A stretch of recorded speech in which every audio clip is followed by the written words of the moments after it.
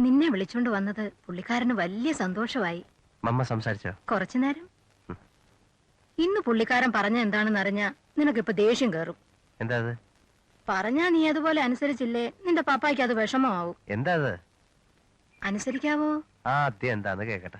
നീ നിന്റെ പപ്പായ്ക്ക് ഇന്ന് ഇവിടെ വെച്ചൊരു വാക്ക് കൊടുക്കണം. അടുത്ത ഓർമ്മനാളിന് വരുമ്പോ നിന്റെ കൂടെ നിന്റെ കെട്ടിയോളും ഉണ്ടായിരിക്കുമെന്ന്.